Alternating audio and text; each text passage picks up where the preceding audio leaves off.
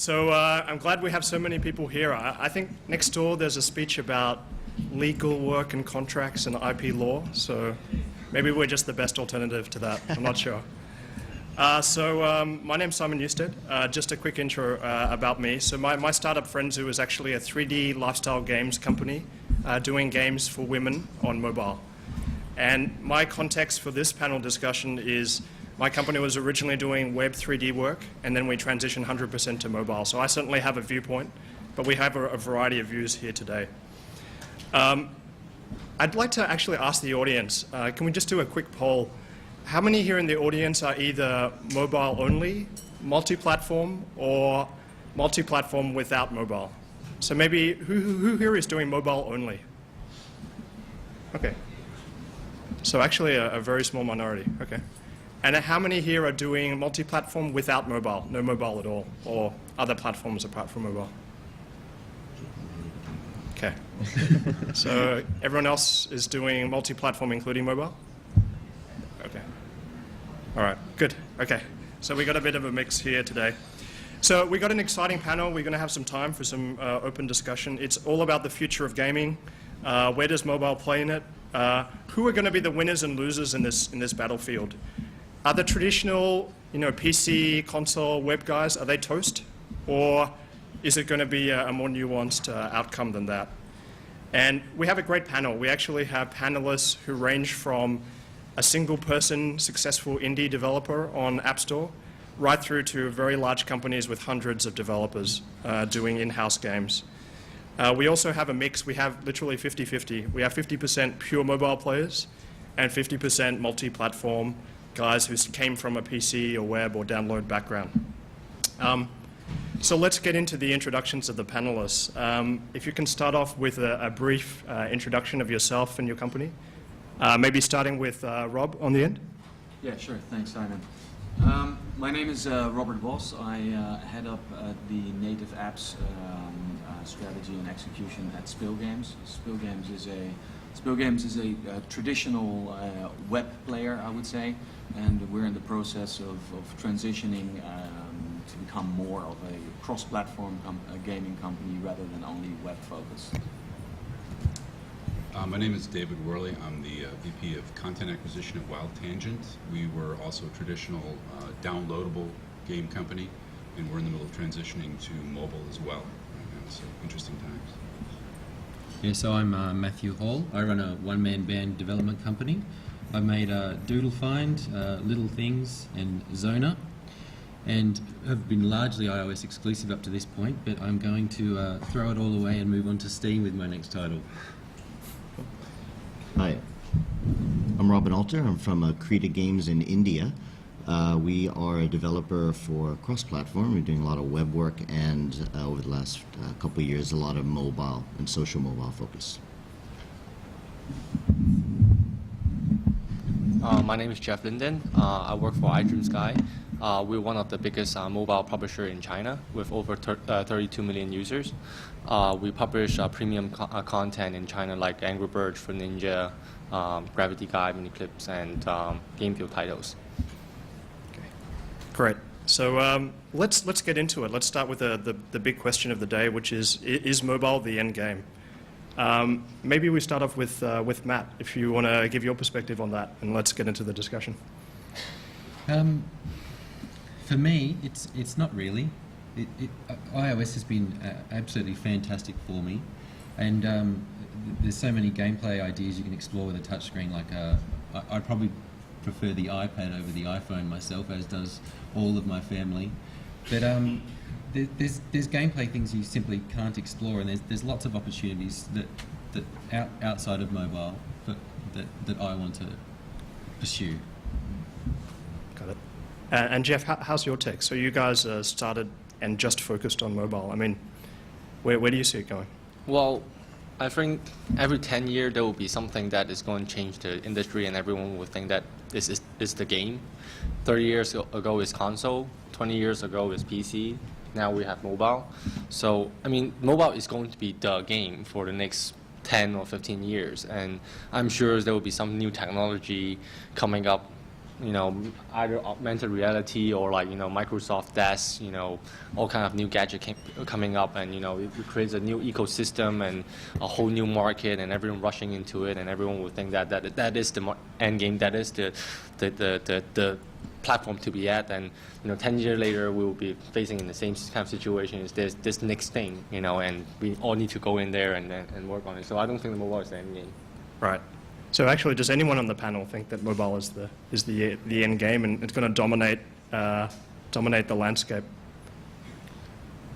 Well, I think it's certainly not the end game. I think actually it's for Spill Games it's more of a starting point of going more across several screens and several platforms. It really depends also on the market and the content, the type of game that you're looking at, whether it's suitable for mobile or not. Yeah, I seriously doubt that mobile will be the ultimate end game. I do think that for certain types of games, it's the perfect device, and it won't go back to either web or to console. Okay. So actually, just a reminder to speak up, so I think someone in the back can't hear clearly. So it seems like the panel is not really resoundingly saying, yes, mobile is the only game in town in the long term. But I guess I have a related question, which is, so how much of the success of mobile in the last 18 months, 36 months has been because it's mobile? And how much has been because of the ecosystem and the ease of app discovery and payment and so forth? I mean, what's your take? Is it primarily the form factor and the ease of use, or is it the ecosystem around it? Robin, do you have some thoughts on it? Sure. I think mobile represents our lifestyles and the convenience of being able to play things on the move, and that in general the market has bifurcated, and that you have a certain type of immediate experience you can get by playing games on the mobile, and then there's a different experience you get by playing on the console. So I definitely don't think there's going to ever be an end game. Interfaces will always evolve, and I think mobile is a representation of just a lot of good games have come to a device that we have with us all the time. Any others? Well, I'd say that if the only thing that mobile becomes the end game for is your valuation, your company valuation right now. I mean, that's been pretty evident the last week. We got into mobile to make money, but we also got into it to position our company for greater value in the long run. It's, VCs are usually look for the hottest, latest thing, and if you look at the growth projections of mobile, it blows everything else away right now. So if you're looking to create value in your company and you don't have a mobile strategy, you got a problem. Yeah. Right. Absolutely. But do you think that the VCs are right? I mean, if we rewind the clock, 6 years or so, Second Life was the big hype, and virtual worlds were going to take over the real world, and VCs put hundreds of millions of dollars into a whole bunch of virtual world companies. Do you think the VCs have it right this time, or is it is there something driving this trend lately? If VC is always right, we won't have we won't have a Lehman Brothers crisis. So VCs are, even some VC telling me that they're a game developer, and I always tell them that you're not a game developer. You are a funder, but you're not a game developer unless you are making games or you are working in the game industry as a developer or a publisher. Then you really have a feel of the game of the industry. But I think VC are looking for the big where can they make the biggest evaluation and where they can make more money. I mean, PC, MMO, web game. To them, it's all kind of boring to them right now. They don't see any bigger evaluation coming in anymore. So their money is, of course, going to mobile, which is all new. It's all new. It's a whole new blue sea. They can make a lot more money. Evaluation is going crazy. Like OMG Pop just make like 200 million evaluation, and then Instagram make a 2 billion evaluation. It's all pretty crazy. But I think in China specifically, last year is a year which is a lot of money flowing around. VCs are like just giving out money like left and right, and this year everything kind of slowed down. VCs are kind of like, what, we are running out of money because we have been given crazy evaluation. And PC is always also looking at it and say like, let's see who sticks and who stays in the game for the next 12 to 14 months before we're going to throw another round of money. So that's my take in it. So it's a bit of a consolidation in China Yep. in the space. Got it. But I think one other point. I mean, if you're looking at what the key trend that's driving these crazy valuations, I mean, what about simply the enormous growth in smartphone adoption around the world? I mean, that's ultimately why everybody is looking at this is like the fastest growing market in technology that we've ever seen.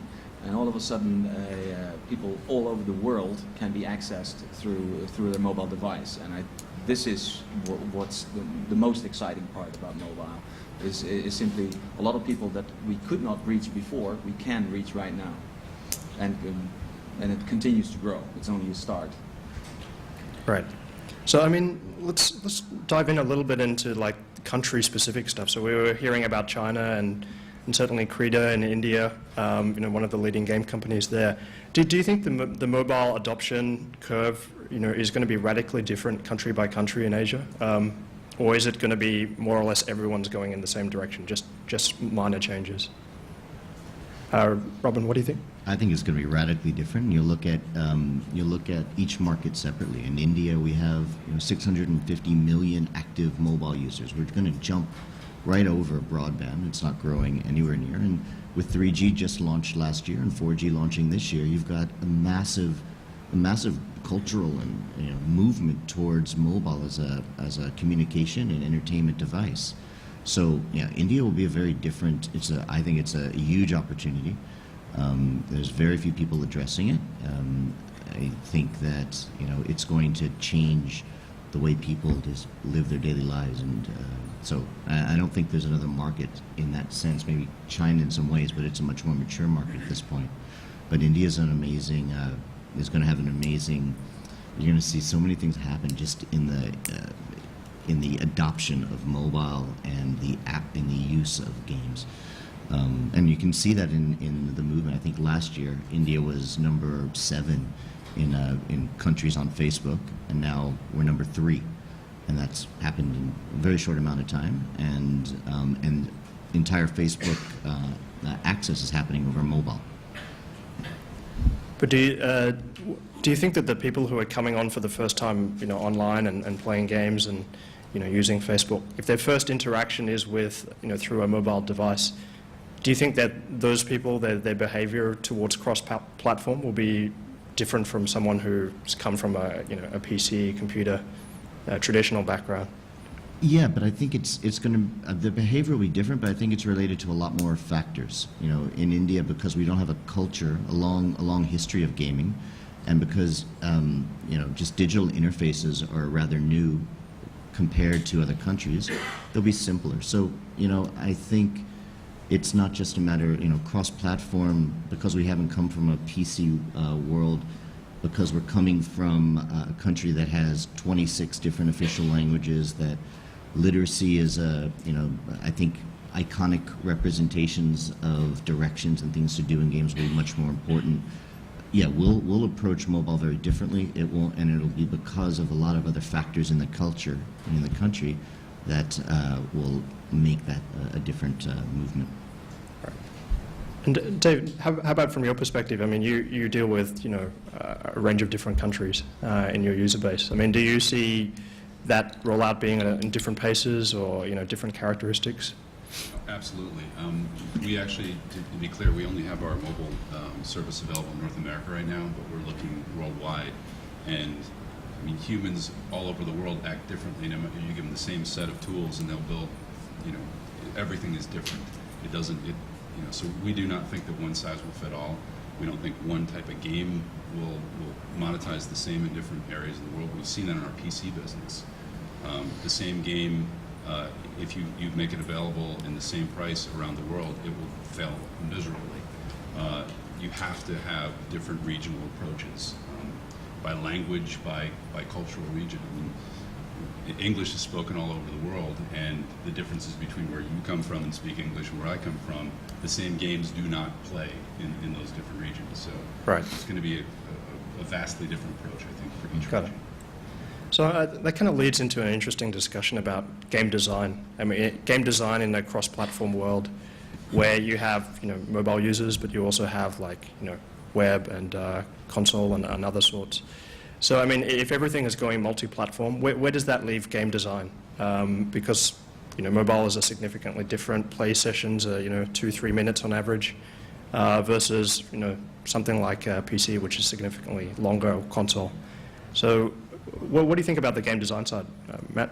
It's exactly the same as switching international boundaries. As you jump platforms, you need a largely different game. I mean, if you look at something like Minecraft, which was an incredible success on PC, on iOS it's just not the same experience. It's just doesn't quite work. It's selling okay, but it's not as great. And then the Xbox Live version came out a few weeks ago and just set new records. Sold 1 million copies in just the first week, I believe it was.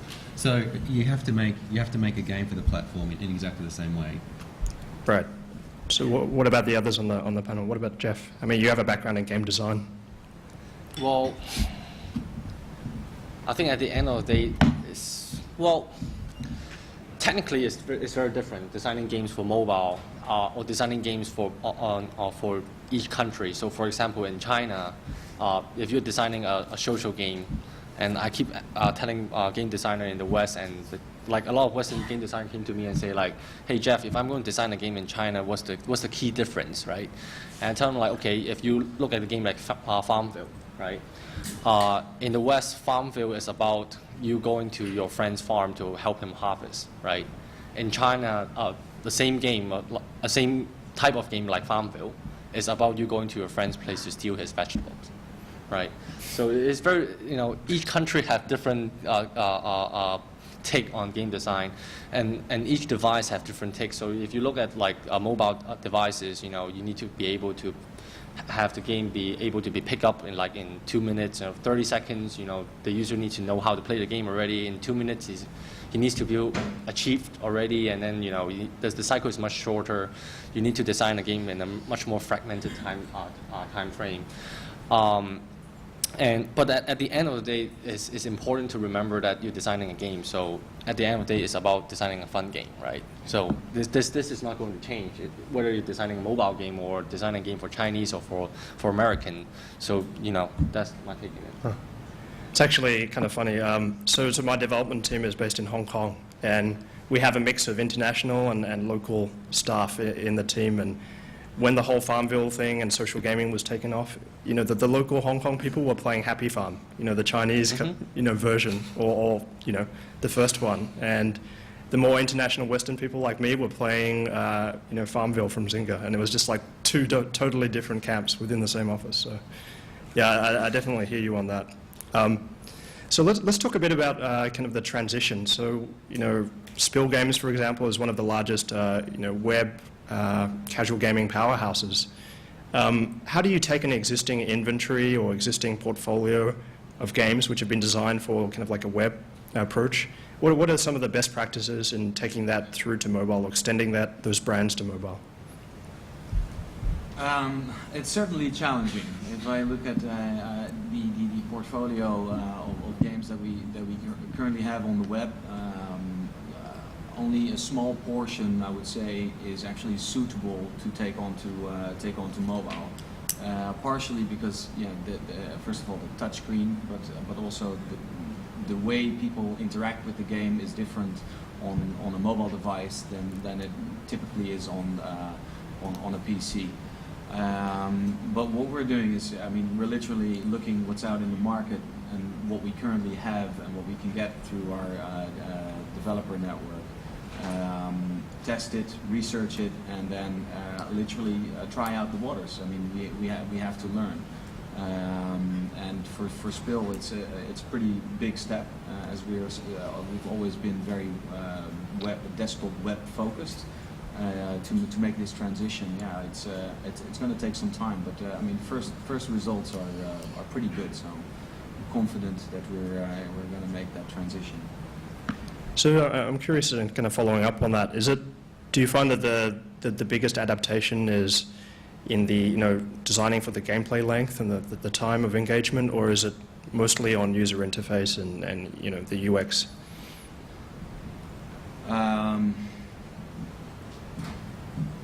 I find that very difficult to answer, to be honest. Okay. I'm not a UX expert. I think it's a combination of factors, and sometimes it's actually quite surprising what a title can do on mobile. Right. So yeah, no, hard to tell. Okay. So how about so Robin? So you've got a portfolio of games as well for PC online games. How are you approaching the transition, and are you taking some of those games and repurposing them for mobile, or are you building new new games from the ground up?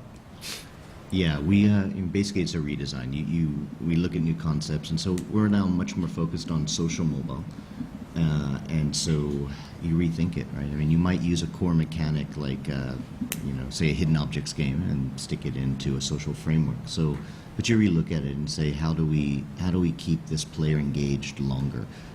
A lot of our web-based work was casual gaming, so it's 10-minute kind of stuff, or a virtual world, or we did an MMO as well. These are it's a very different experience, and so the mobile piece is trying to reward them a lot more, give them different types of achievements, try to keep them hooked and pleasured the whole little by little. So yeah, we design differently for it. What about playtime, play sessions? We haven't done any PlayStation work. No, play sessions. How long someone plays a mobile game for versus your... So essentially, I mean, you expect what you want to do is you want to design for them to be able to be, we look at how they feel satisfied, so that you get that feeling of achievement, in the first 30 seconds of play, and then you try to keep them engaged, and so that they can stop at any point, but you're always kind of keeping them a little objective, a little goal straight ahead. So when you do a mobile, since I'm looking at social mobile games mostly, I'm looking to build content that lasts for a year, right? So, and building that adventure up over a longer period of time. We have did a survey or a data analytic on our 32 million users in China. I would say 50% of the gamers spend 5 minutes, and each game session is around 5 minutes, within 5 minutes. And after that 5 minute stop, we see a immediate drop of players. So most player session is around 5 minutes and ranging from 3 to 5 minutes. So if your game when you design a game, there's a game cycle, and if your game cycle cannot be complete within 3 to 5 minutes, then the game is going to struggle on the mobile side, especially if it's on the phone. On tablet, it may have a longer game session. We see on a tablet, the game session start at around 5 minutes. The core session time start around 5 minutes to anywhere to 12 minutes.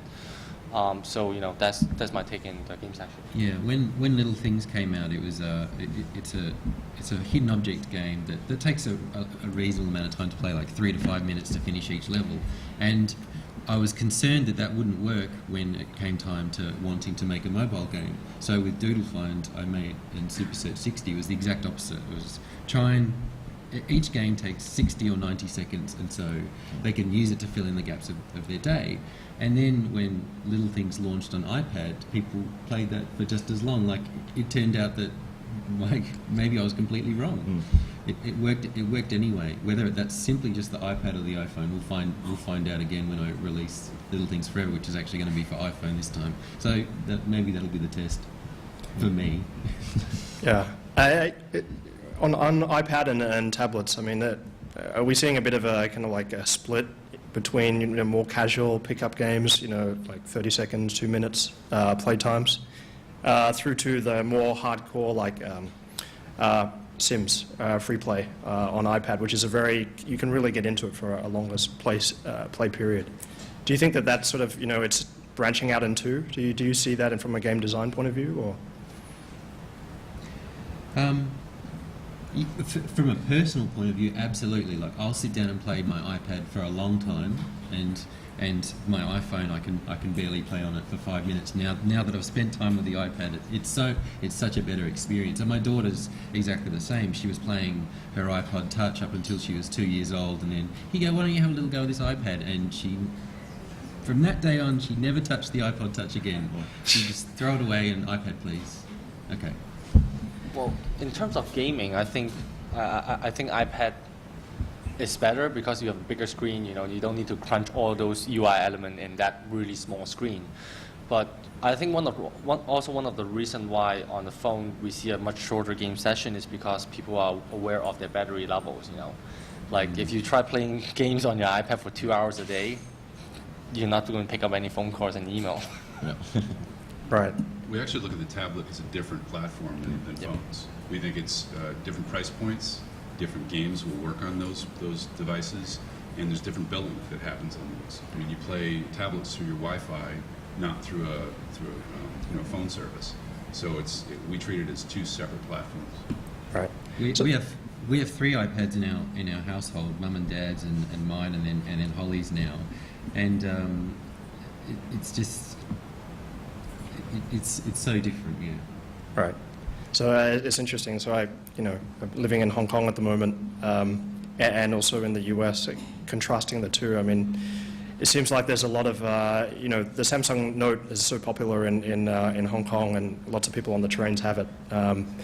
And is there going to be, how about the tablets though? Are the tablets going to get lighter enough to be, really on the go game devices? So, held with one hand, played with, holding with one hand and, playing with the other one? Or is it going to be, do you think that's going to be the reality in a couple of years' time? Or still very much a kind of a two-hand, sit-down experience?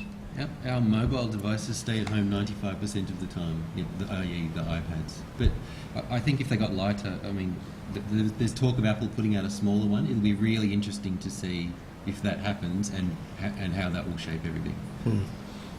Actually, just to give some personal perspective, so we launched our newest game last week on iOS first, and we also launched Kindle Fire at the same time, and we get some interesting stats like the usage on Kindle Fire tends to be longer, but it also but we know those people are also mobile because people are taking their Kindle Fires, out on the trains as well. So I think it's kind of, the mix is not as simple as before as just having, okay, here's just iPhone and iPad. I think, will there be a whole range, right from kind of mid-range phablets through to heavy-duty, high-powered, tablets at home?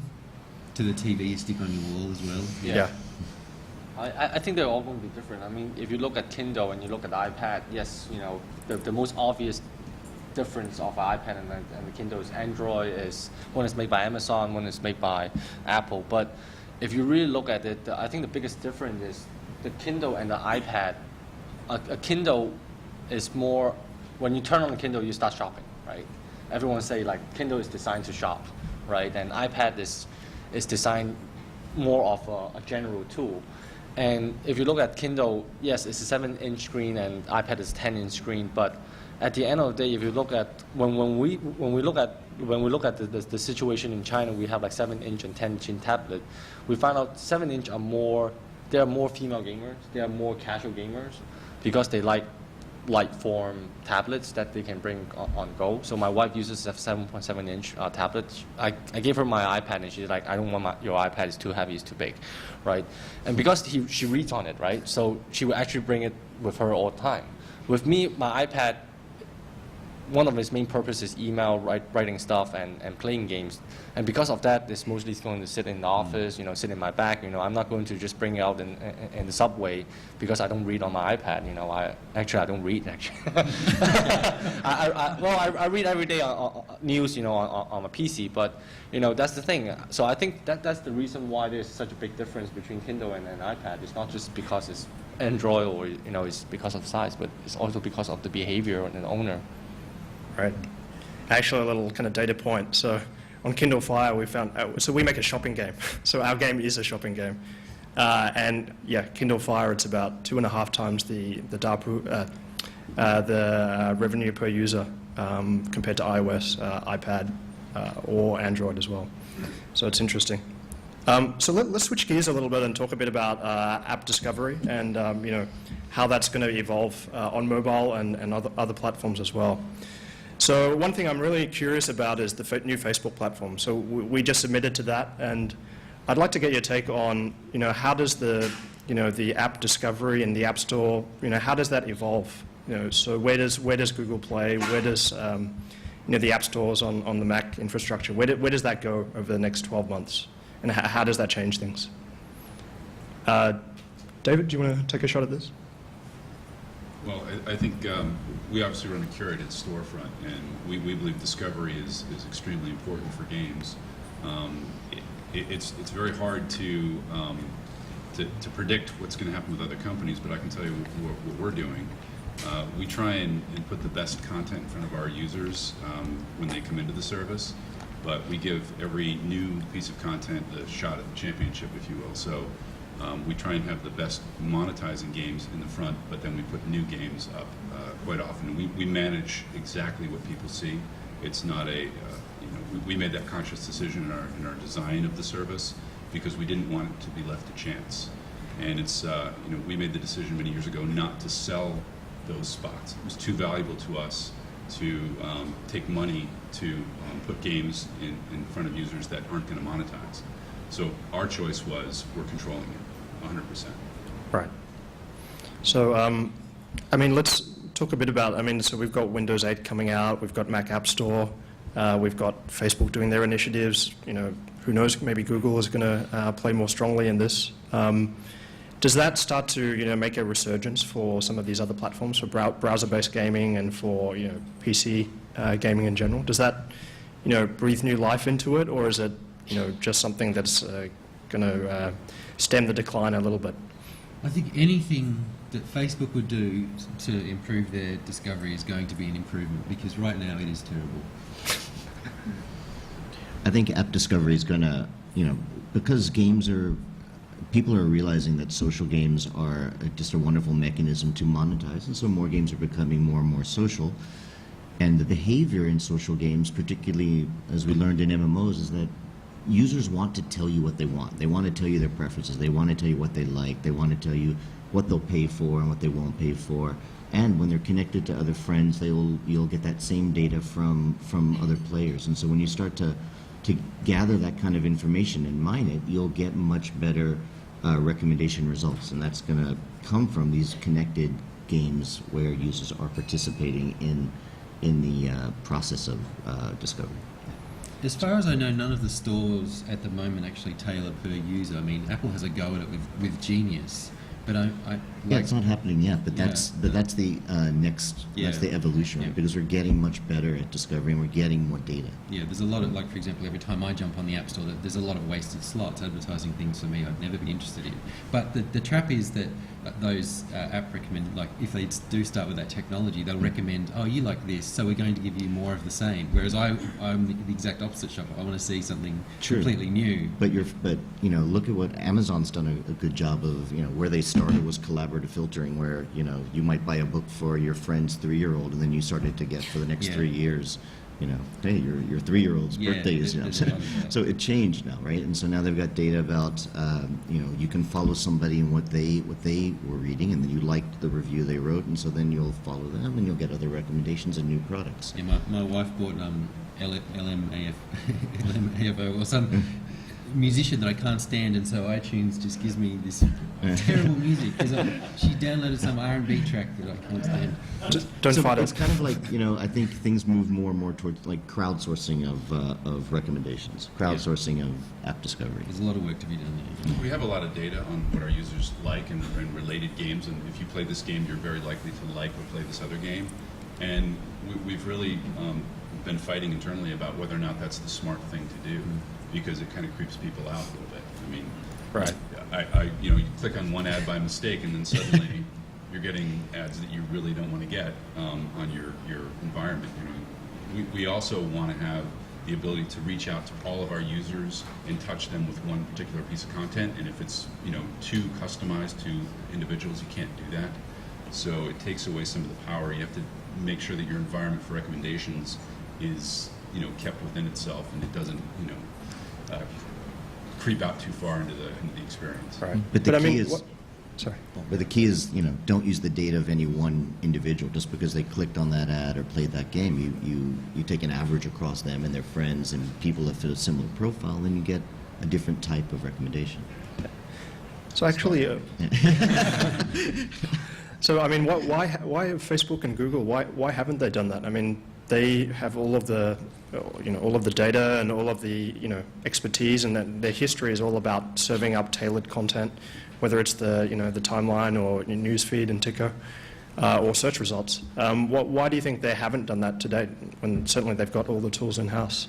Well, for me, I think I don't know about Facebook that much, but for Google, my take to it is I think if you look at Google, right, their core business is what? Advertising, selling more ads, right? So it's not about selling more games or selling more advertisement or selling more applications, selling more ads. So I think the reason why they haven't really started on that front yet is because they're still trying to figure out how they can better monetize on the mobile advertising side, and that is not their biggest concern, and I think that's the reason. And if you look at Facebook, it's kind of the same thing. They're now moving more on the advertising side, and because of all these complaints they have from developers, and I think Facebook is going to move faster than Google, probably, hopefully, because it's really terrible on Facebook group. Yeah, I mean, but isn't it against their interests, like, to do that? So, I mean, you're saying that they want to go and leave it unfiltered, so there's advertising and they get the revenue from that and drive games up. But doesn't that end up to be a really bad user experience? And you're right, Matt. Like, if I go into the App Store, there's a whole bunch of games I'm just not interested in and take up maybe 70% of the inventory on the main page. How does that kind of work? Isn't it a better user experience? Will create a larger mobile ecosystem on that platform? It's just such a complicated problem. Like, I've often thought about this and going, with music discovery, like I'll take it slightly off to the side. So with music discovery, what happens normally is you'll have an A&R rep at the record label, and they'll go out and find the cool new music to recommend. And it's the same with music. I mean, I may follow one of my friends spends all their time researching about the latest bands, and that's the person you want to follow. And I think these app stores could take, who's the person who wants to go in there and find the apps, and then you follow them, and then it goes that way, like a sort of curation in that way by particular people who spend the time doing it. Yeah. Some people it's a hobby. Yeah. Yeah. So Rob, how do you guys approach it when you have a lot of games on your site and you've got discovery on within your portal? Well, at the moment, our portals basically help us push when we launch an app, help us push the app into the charts, high up into the charts. So it's a great way to launch an app, but in the long run, the web may not be the best way to acquire new users. I mean, it's a great help at the start.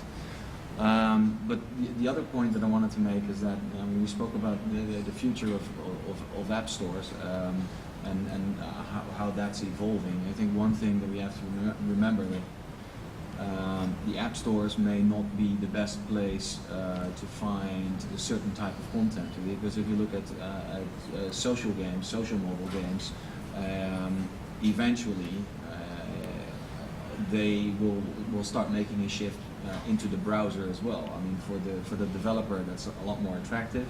They don't need to hand out 30% of their revenues. So it won't be for all types of content, but especially social games. I mean, the first couple of examples are already out there, and then discovery actually just comes back to your social network, but not your social network as in that you need to be in there to discover it. It's just you'll be notified by your personal social graph. So I think that to that extent the landscape will change dramatically. Maybe not within 12 months, but 18 months, yes. So, but for social, so at the moment we've got the app stores and there's no real social information at all in there. maybe some proprietary Game Center, kind of like Apple-specific stuff, or maybe some Google Plus things happening, but there's nothing really going on at the moment. But so how does the social kind of like work in with those sort of environments? And then on the other hand, we've got, the in-game chart boost, more games kind of sections which are doing app discovery that way, but they're not really integrated with social, or they're their own platforms. So how does that social discovery kind of go out there? Because you're not always on Facebook to see those new streams coming in. In a way, like, cross-promotion does have almost a social element to it, because, I provide cross-promotion for games that I like for my users, and I think that they'll like based on, I think, okay, you like Doomsbind, maybe you like Match Panic. And so there's an element of that in there already with Chart Boost, but of course if you're just feeding it in automatically for money, you don't get that recommendation. Right. Rob, did you have any thoughts on that? Like, how does it play, or how would those social kind of like recommendations, how are they going to reach the users? I wish I could tell you. I think that social on mobile will evolve in itself as well, and through notification centers, and you'll be notified in many different ways of your friends playing games. So it may not actually be that much present on the social network itself, so not on the app, so not in Facebook, but more around it, and simply through person-to-person notifications. But still, you're connected through your social graph. So what exactly that will look like, I don't know, but I suspect it will be more off Facebook, the platform itself, rather than on there. Do you think that, so Robin, what's your perspective on this? I mean, do you, within your games, do you integrate, the social discovery within there, or as a way to find more games, or? So, no, I mean, we haven't done that because that's not the kind of information we're getting, but I can, when I used to work in the music industry, we used to do a lot of things to help users find the music they wanted, and a lot of it was what we called expert recommendation, which I think everyone sort of repeated, is that, and that can come from your social graph or somewhere else. So you might have friends that say, yes, I like this album, or I like this game, and that becomes part of it. Then there's other people that you like on the Amazon, and seeing people that wrote reviews that you in your mind say that's someone's opinion who I respect, and you follow them. And then what we used to also do is we used to take the all the music articles and that would give reviews about albums, and then give all those, and so you could, if you like Billboard's review or this magazine's review, and then we give an average of all that.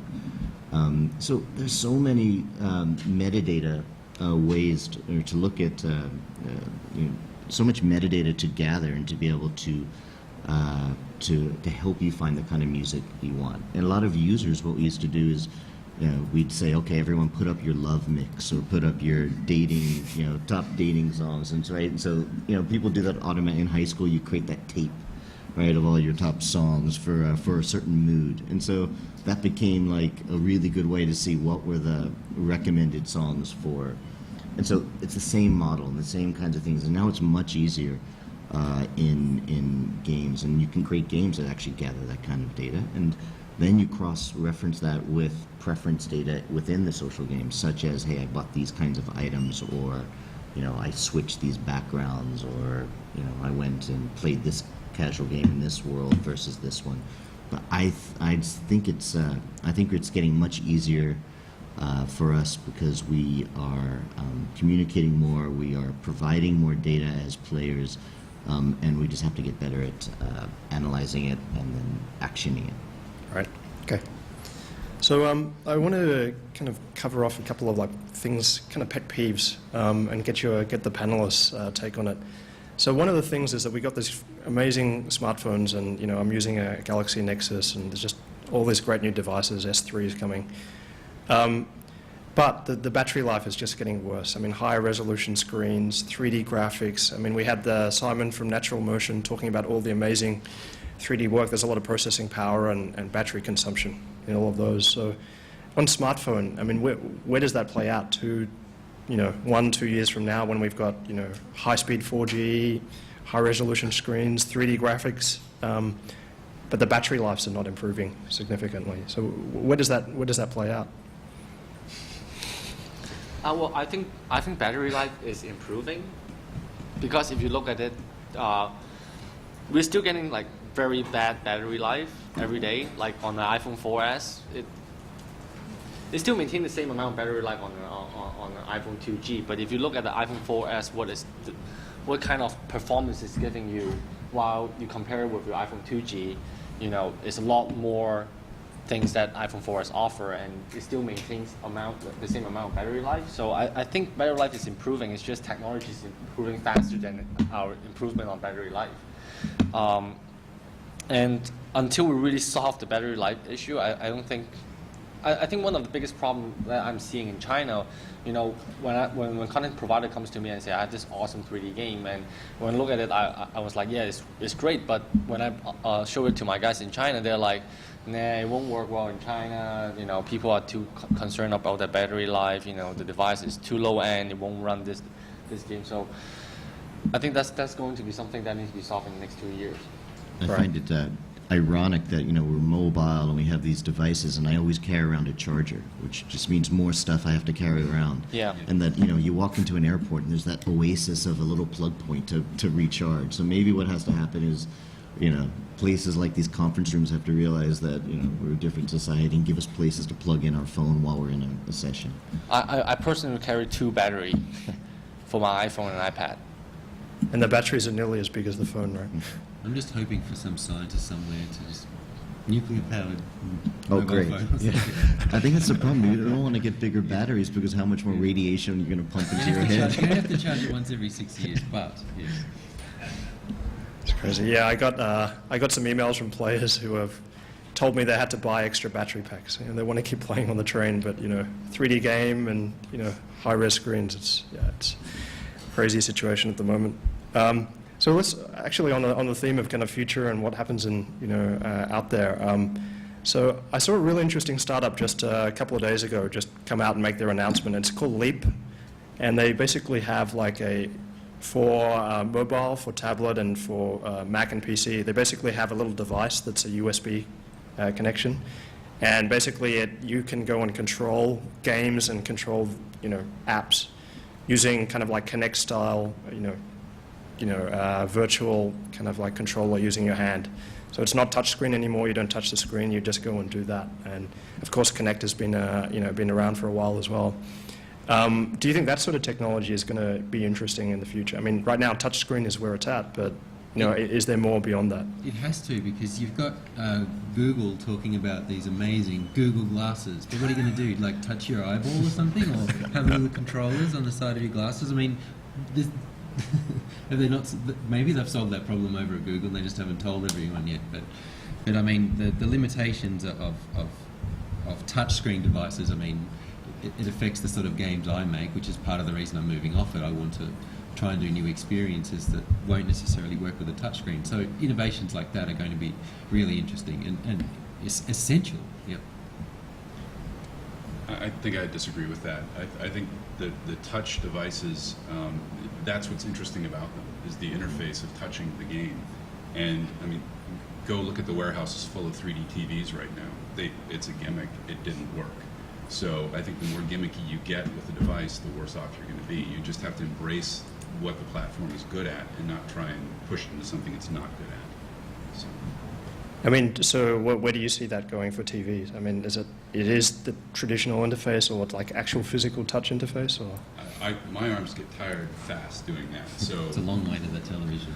People are lazy, and if they can hold something in their hand and use their thumbs, they'll do it. Right. I think that Tom Cruise is probably the only one that's going to compute like that. Or is Tom Cruise? Yeah, no, actually. There's also the thought process control, right? I'm seeing that in the GDC, and you wear this like weird helmet and kind of detect a brainwave, and kind of thought about it. I love helmets. They'll go really well with the Google glasses. Yep. Pretty soon it'll just be a mask. It's funny, in the demo video for that startup Leap, they actually had like Fruit Ninja and like playing it with just swiping with your hand, And yeah, what if you get tired, or if you turn and look at someone, you're gonna lose your score or I something. can't play Fruit Ninja Connect for 5 minutes without being on the couch asleep.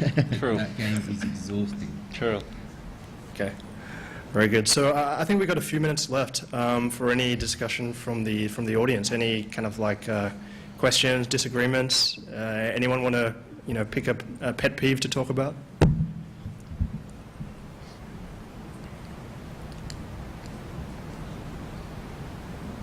Any at all? Okay, so let's. I tell you what. Go for it. Or you can just say it to me, and I'll broadcast it. HTML5 the future, or will we remain the apps? Okay, let's go for it. We saved the biggest one for last. So what about HTML5? Is it does it stand a chance, or is it just going to be a back-end technology, delivered through an app store, or is it native apps the way to go for the next kind of 2 years? What do you guys think? Rob? Yeah, I mean, personally, and this is also Spill's standpoint, HTML5 is the future and will be the future, at least for specific content types, like I mentioned, with social, particularly social mobile games. I don't think it will be a technology that will just go into the background and will continue to wrap it within an iOS wrapper and put it in the App Store. I don't think that will be the case. I think HTML5 is about to make a breakthrough, and we'll see the first couple of really great HTML5 games coming up in the next 12 months. Yeah, and I think they're going to coexist. They're going to coexist, native and HTML5. Some games are suitable for HTML5, and others, like highly graphical and with lots of animations that may require a lot of CPU power, will be very difficult, at least in the beginning, for HTML5. So from my standpoint, from China's standpoint, I think HTML5 is going to be the future too. But for China, it will be a further future than from the West or from Korea. I think the first place that may pick up is Korea, because if you think about it, one of the key element of HTML5 is you need a fast connections. And if you have been to Korea, there's fast connection everywhere. Like. But what about native HTML5? If you look at Mozilla's Boot to Gecko project, they're looking at the $75 smartphone. People in South America is really contracted. Those roll out. Denmark, Europe, already contracted for this. So that's natively just mobile. No need to that. Natively mobile. How would that be addressed?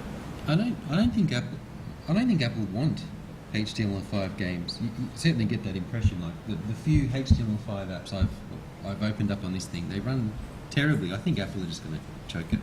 But that's the point that Facebook's making, right? Apple and Google deliberately do not want to go full HTML5 specs in the browser, because that will cut Facebook out, and the whole in-app purchase will not work anymore. Yeah. If you do 3D rendering in the whole WebGL itself. And unless it's supported by everyone, I don't think it'll take off properly. Yeah, I mean, some input on this. I mean, part of the reason we changed from web development to mobile is just the proliferation of browsers and versions, and different support on different browsers. And okay, iOS is pretty locked down. You have your standard only one default browser, but on Android you've got many different options for browsers, and some of them are pretty successful. So like Rob, how about the compatibility issue on mobile with HTML5, where you got 3 browsers doing one version of this spec, and 3 other browsers are kind of crippled in some areas? Yeah, true. That's very true. And I mean, Spill Games currently operates our branded portals are on HTML5 as well, and so one of the key issues, of course, is the fragmentation of the device and browsers. Ultimately, even on PC, today we have 3, possibly 4 main browsers. So I suspect that eventually we'll see a similar trend happening on Android devices as well. So I don't think that will continue to be the biggest issue. Right. I think, I've built like 30 HTML5 games, and I still look at it going, is this a good investment? And it seems to me that, it's more of a concept that people, what are we trying to address with the technology of HTML5? Well, you want to disintermediate or not have to pay Apple, and you want speed.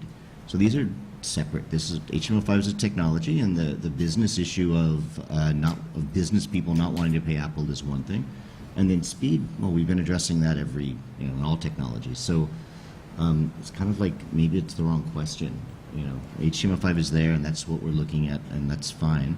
But ultimately, we just want to make good games that will also sell. Right. And I think on that note, that's a great way to wrap it up. So thanks very much to our panelists, and thanks for the audience for getting involved as well. Thank you.